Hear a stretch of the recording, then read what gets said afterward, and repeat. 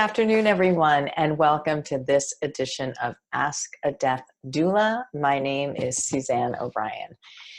Thank you for being with me today. Today it is you and I, and we are going to have a conversation about peace of mind and finding peace of mind at the end of life. I want to share with you something that I have been working on. Probably it has been in the works for years, for a long time.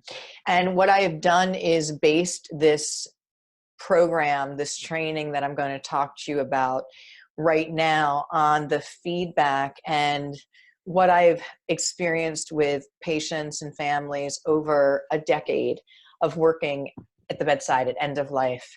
And where are the gaps? Where are the main concerns? Where are the stressors that are adding to the end of life experience and making it so much harder for people? So many of you know that I do end of life doula training and that I have free family caregiving trainings and all that I can do to help share my experience, my knowledge, and the things that make a difference to make end of life better with everyone and others.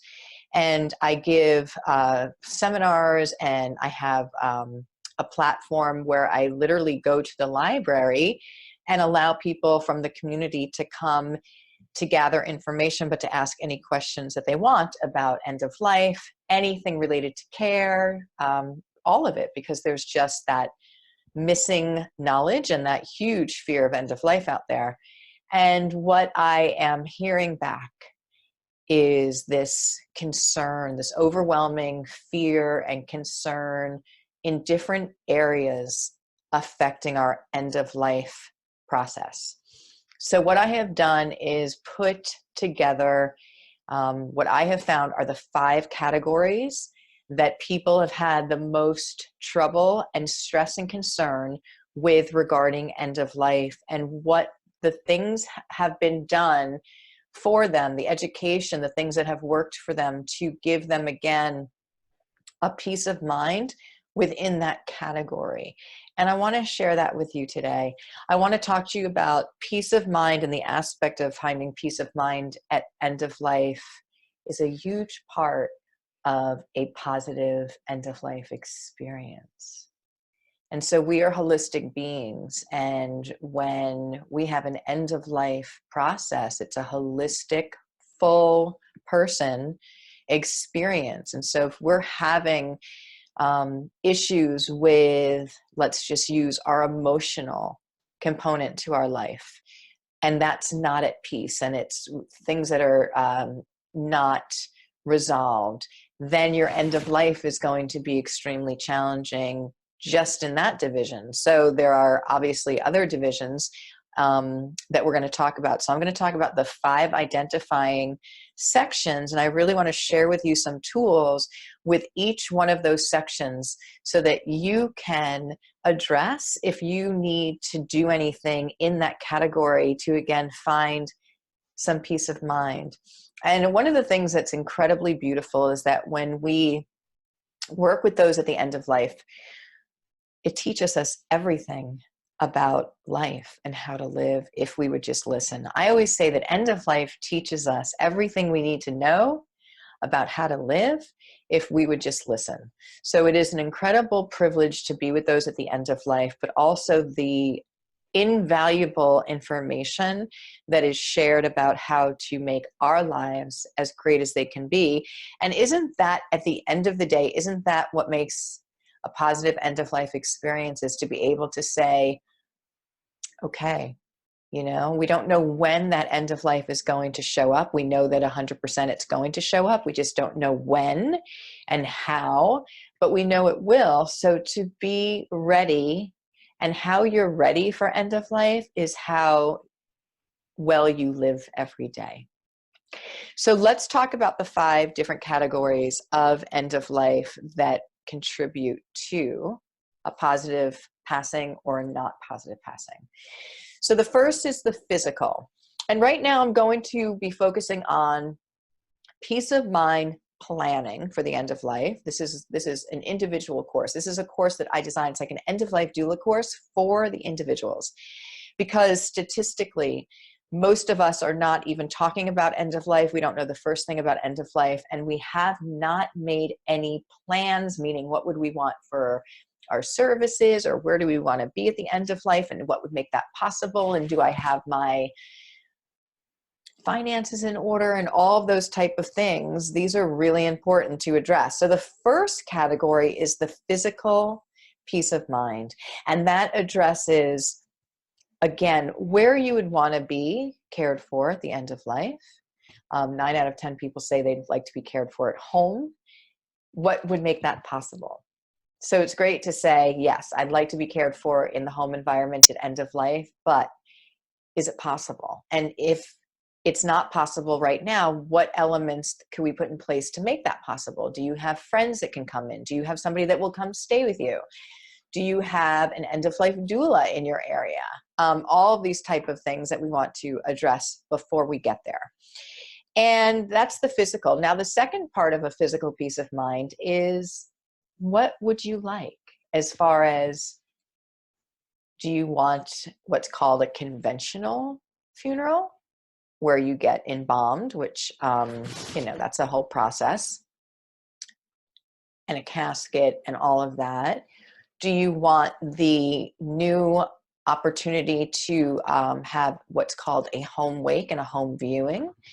And that's a very big movement that's happening, that people are going back to our roots of, again, taking care of our own, having death be more natural of an experience, and with that, bypassing the whole embalming funeral type of conventional way, and taking it on to more of a ritual and something that maybe is a lot more environmentally sound, financially sound, and also they find that it's spiritually sound to be doing natural burials and also home wakes. There's a lot of data that shows that when you have viewings that take time and are at home and allow people to come and process that death and share that experience, it helps with their bereavement and their grief afterward, which is, really wonderful.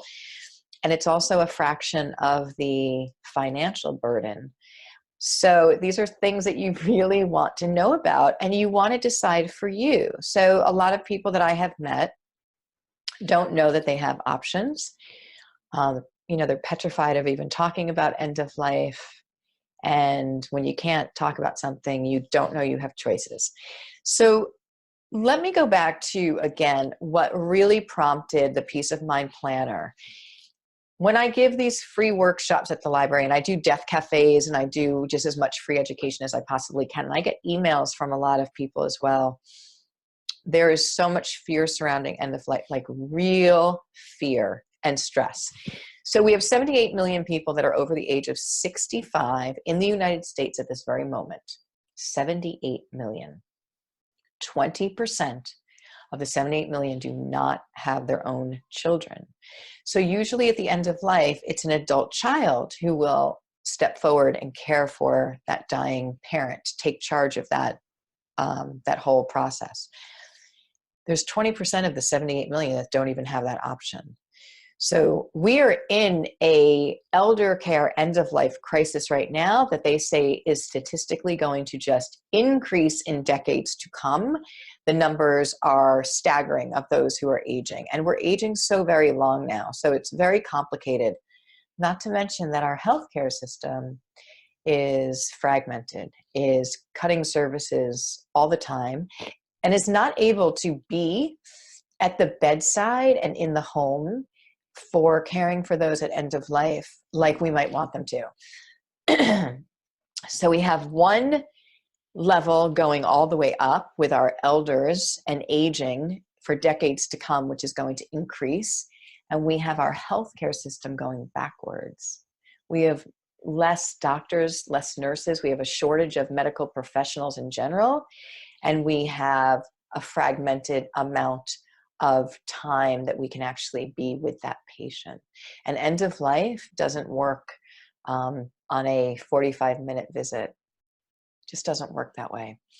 So the fear that was showing up at these death cafes and these outreaches at the library, and people that were in their 70s, 80s, and 90s, a lot of elder people would come and say, you know, I don't have any family. Who's going to be my healthcare proxy? Who's going to care for me? How can I make sure my wishes are known? What do I do? And the fear one time from many different participants and in many different categories of what we're going to talk today was just so disturbing to me, that these people are carrying around such fear and pain, that I said, we need to do something. We need to come up with a program for the individual that they can work through the steps to find the peace of mind that they need and that they want in those categories for preparing for as they age and end of life. And so it's the 5 different categories: the physical peace of mind, the mental peace of mind, the emotional component to peace of mind, the spiritual component to peace of mind, and the financial component to peace of mind. So let's talk a little bit about each of those 5 categories and what you can do to bring about that peace of mind. So the physical is pertaining to your physical body, where you'd want to be, what kind of care you would want, what kind of care you wouldn't want, what kind of a, it's called disposition, but what that means is after you actually die, what would you like to happen to your physical body? And so again, this is the physical component to peace of mind. Would you like to be cremated? Would you like to have a conventional funeral, which is the embalming and the normal, well, not normal, but the way that, you know, many of us have seen it over the last decades? Or do you want to open up your maybe your scope here to understand the movement of having a home wake, a home funeral, which does not, by the way, mean being buried in the backyard. It means that you're having your services at home. And it's really quite beautiful. And it's a big, again, movement happening. And the natural or green burial is where you are not filled with toxic chemicals, and you are in a biodegradable casket or shroud that will break down and be, again, giving back to Earth, which is something that people are really gravitating to. So the physical, and also what I always say is, again, pick, you know, the care that you want, how you want things to be, even picking out anything in the physical component, how you would like to be honored. Would you like to be dressed in a certain outfit? What's important to you? I think that we think in terms of end of life, giving away all our control and power because we're declining. But we have so much that we can be in control of and decisions, and we need to make sure that people's wishes are honored, and again, what they want, so that they can have peace of mind that that's the way things are going to go. And the only way to do that is by having conversations ahead of time, knowing your choices, and picking what is right for you. So the physical peace of mind comes with, again, the different topics to do, all with physical, with care, where you'd want to physically be at the end of life, and what would you like after death? Would you like to be cremated? Would you like to have a natural burial? Do you want to, you know, have your ashes placed somewhere special? This is all really important and things that you are in control of doing. So that's the physical component, some of it. There's a lot to the program, but that is giving you an idea of what physical peace of mind and the choices that you should be thinking of and addressing and letting your wishes known. The second category is the mental peace of mind. So again, holistically, we're holistic beings, and dying is a holistic process. It's not just a physical process. It's not just the body shutting down and dying. We are so much more than that. And I'm going to share with you that the emotional pain that comes with end of life at times when people are not ready, when they have huge regrets, when they're grappling, when they have unresolved issues, the emotional component of end of life can be so full of pain that it manifests into physical pain. And so this is why it's very important to address these different categories so that we can have that complete whole peace of mind to do with that process. But let's talk about the mental peace of mind for a minute. So the mental peace of mind really has to do with acceptance.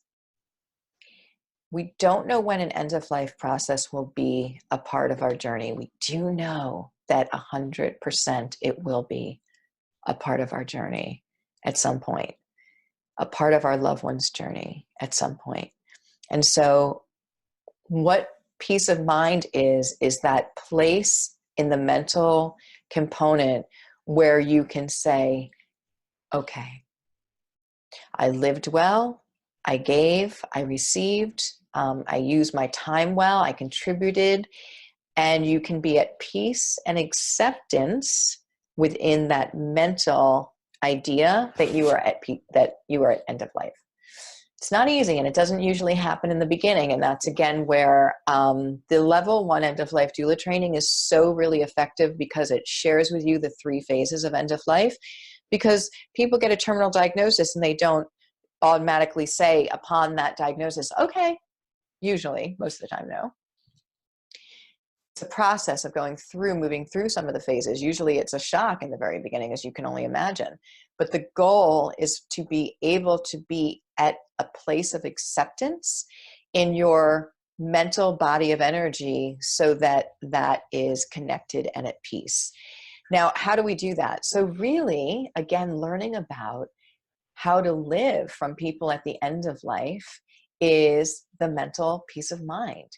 Did you live fully? Did you go ahead and do the things you wanted to do? How did you spend your time? Did you live authentically, true to yourself? So I want to share with you right now, the number 1 regret of dying patients is that they wish they had had the courage to live the life they know they were meant to live. This is so important for us to hear, and so powerful. The number 1 regret of dying patients is that they wish that they had the courage to have lived the life they knew they were meant to live. A life of purpose, a life that resonated inside of them, that was authentic and that fed their soul and was full of passion? Or did they live according to what other people said that they should live? Did they do the work that did they marry somebody that others said they should? These are really important questions. Did you live a life of purpose? Did you contribute? Were you kind? Did you have no judgment? Were you of service? These are really, really important things. So for the mental peace of mind, what I have found is when it does come about, the best way to find that peace of mind is having lived in that authentic place of purpose and passion. So for you and I right now, to listen to the wisdom of those at end of life so that we can capitalize on that and find that peace of mind, so important. So let's not hesitate, and it will enrich your life every day now while we still have that opportunity. And then at the end, it will give you that peace of mind in your mental component of end of life. 3rd category, emotional peace of mind. And as I said previously, that this is probably the most challenging of all of the places that we have to come to at the end of life, because for the most of us, there's unresolved issues that we have. There's trauma that we've experienced that we haven't dealt with. There's forgiveness, there's shame, there's guilt, there's anger, resentment that we're carrying with us. That's part of it's part of the deal of life. However, the goal in life is to get to address these things, not at the end of life, but now. Because forgiveness is one of the greatest gifts that we can ever give to ourselves. Forgiveness is not for the other person, it's for you. So forgiveness of others and forgiveness of ourselves. 2 types of forgiveness: the forgiveness of others and the forgiveness of ourselves. And I will share with you that the forgiveness of ourselves is much more difficult to do than the forgiveness of others. So really important. And forgiveness is not just a word, It's not just, oh, I forgive you and we're done. It's a process. You have to get to that place of finding forgiveness within that scenario that can be very difficult. But we show you techniques in the Peace of Mind Planner. And, you know, one of the greatest things is to try and look at a situation from what that person's journey was about. So let's just take a quick example to share with you some skills for forgiveness. When you have something that you're holding on to with unforgiveness, and maybe it was a relationship or something that was very painful to you and it's cellular, when you can go ahead and try and view what that person's life and experience was like from their perspective for a second. Because I always say that hurt people hurt people. I don't think anyone just sets out to be a mean, horrible person. They do because they're reacting from being hurt themselves. I'm not excusing anyone's behavior. Everyone has to answer and be accountable for their own actions and behavior.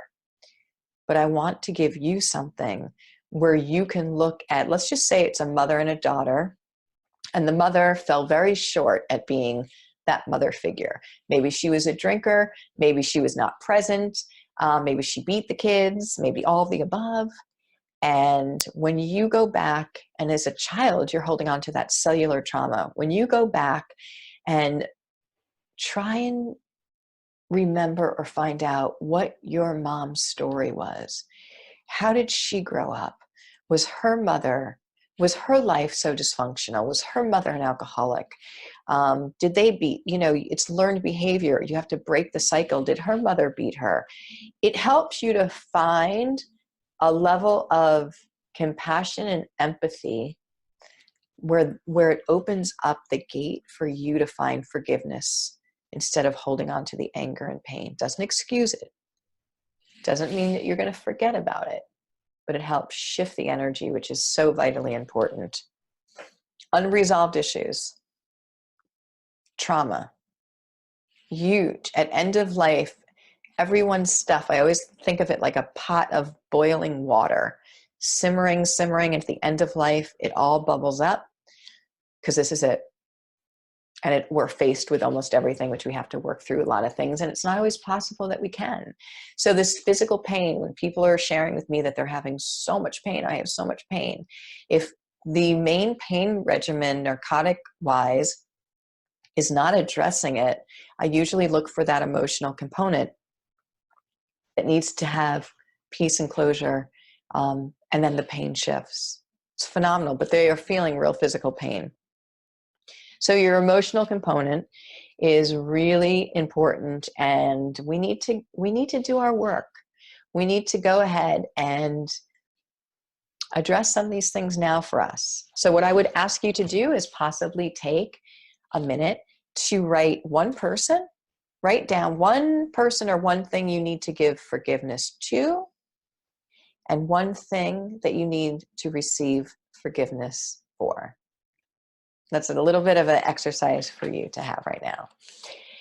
Okay, financial component to peace of mind. This is a huge area and something that's not addressed. So I just want to share with you a couple of alarming statistics that we have that are of real concern. And again, these are things that I'm seeing, and it's compounding the end of life experience and making it 100 to 1,000 times more difficult for patients and families at the end of life. A 2014 American Journal of Preventative Medicine study found that 74% of adults have no healthcare proxy, living will, or advance directive. 74%. So that's choosing your wishes, addressing what you would want or not want for end of life. And only 42% of adults have a will. And so a will is addressing your financial, your material things. So we're going to kind of go into that right now about what you can do to put things in place and a couple of an idea of what you need to look at for that financial peace of mind. I want to share with you that one of the greatest gifts that you can give to your loved ones is by doing this, by planning ahead, because they should not be left with all of these decisions to try and figure out for what you would want for healthcare, what you wouldn't want, where you want to be, how you want services. They also should not be left with the aftermath of trying to make sense of all of your life, of all your documentation, of all of your finances, your business, your bills. All of that is so stressful that the people, and there's very few, but the people that I've been able to be in contact with that they've had a family member die, but then it was organized. They said, yes, it was so hard to lose that physical person. It was so much easier because mom took care of everything ahead of time. All they had to do was love her and grieve. So what I'm finding now is that people don't plan on this at all. They lose their loved one dies, and they immediately have to try and navigate and work through all of this paperwork that is so overwhelming and stressful, and sometimes creates family discourse, arguments, and can take a year, if not more, to make sense of. So we just don't want to get caught in that position. So let's talk about a few things that you want to address as far as your financial components to peace of mind. You want to think about putting things in writing, meaning a will, and what's called a trust. And so a trust is somebody who you trust, that hence the name, trust to get your whatever you're leaving to them in the trust afterwards, and you can have them as part of a trust now while you're still living and declining, or a trust that goes into effect once you die. A will is going to be a similar document, but it's overall for all of your items and material things, all your possessions, that kind of thing. And it's very important to get these done because, again, just organizing and having things in place, helping that your family is not going to argue and fight. And how about the peace of mind of what you want to happen to your things? Peace of mind is priceless. If you can get peace of mind within the end of life process, it's priceless. Not to mention when you do some of this planning, you can save potentially thousands upon tens of thousands of dollars because you're organized. I was reading something and they said, if you don't plan for what type of services you want when you die, it's like your family trying to put a wedding together in 3 days. That was a really good analogy. Does not happen well, very expensive, and just so stressful. So we don't want that to happen. But for me, it's the peace of mind that it will give you to have these things in order for you and your loved ones changes everything for that process.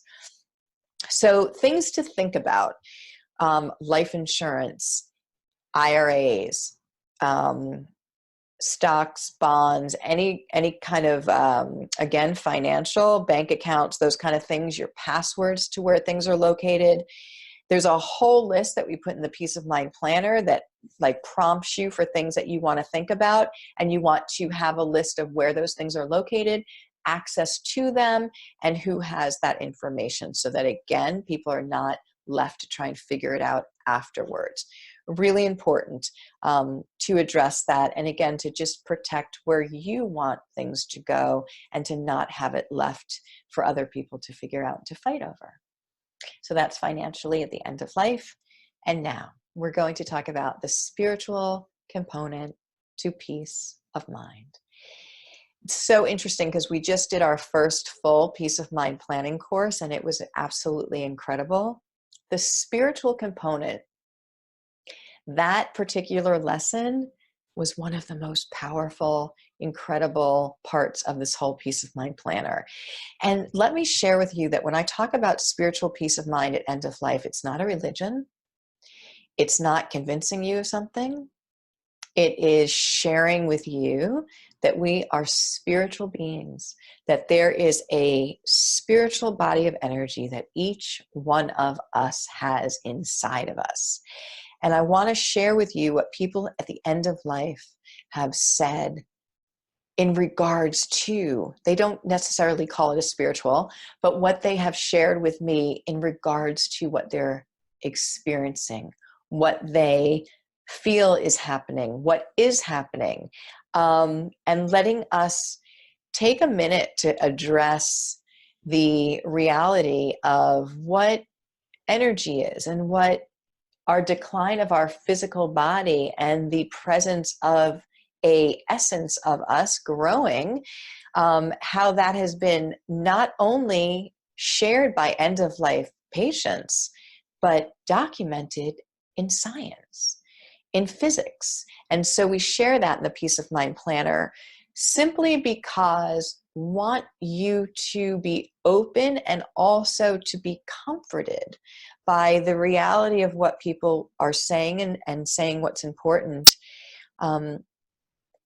But also the spiritual component to end of life and that connection can bring some of the greatest comfort in the whole end of life process. Yes, we have all the capability to have people be pain-free with medications. But end of life is very different. It's not just a physical experience, it's a holistic experience. And for me personally, I have found that when the physical body is declining for people, it feels like their presence of their spiritual essence is growing. And they will share, and I will share some stories with you in that class about verbatim experiences with end-of-life patients that just will warm your heart. You know, you can take it for face value, and if you want to believe what that patient is experiencing and sharing, but I will tell you that just the gift of what that did for everyone that was part of that experience was amazing.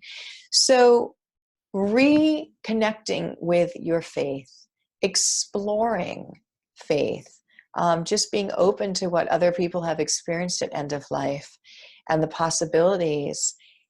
And again, the spiritual component to this end-of-life experience may be, and oftentimes is, one of the most comforting parts of end of life, whether you are religious or not. It's not religion, it's a one energy of spirit.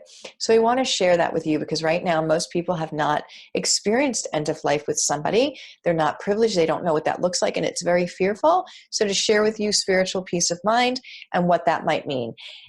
Meditation, connecting to nature. These are ways to really enrich and enhance your spiritual connection to what that energy, that universal energy that serves us all is. So we can again capitalize on that today while we still are alive. So those are the 5 components to peace of mind at the end of life: mental, physical, emotional, financial, and spiritual. So I wanted to share that with you, and I really hope that you explore in your life today those components of your being, because yes, at the end of life, for them to be in order is so very important. It will make all the difference in the world to have peace of mind. But you also benefit on all of them right now, right here. And don't we want to live the best possible life every single day that we can? So Peace of Mind Planner for end of life, and this is for the individual. So if you are interested in taking that course, you can click the link that is below. We're going to post that. And again, it's the Peace of Mind Planner for end of life, and it's really a doula program for the individual. So thank you so much. If you have any questions, please email us at askadeathdoula@gmail.com. Thank you all for being here, and I will see you in the next episode. Bye, everybody.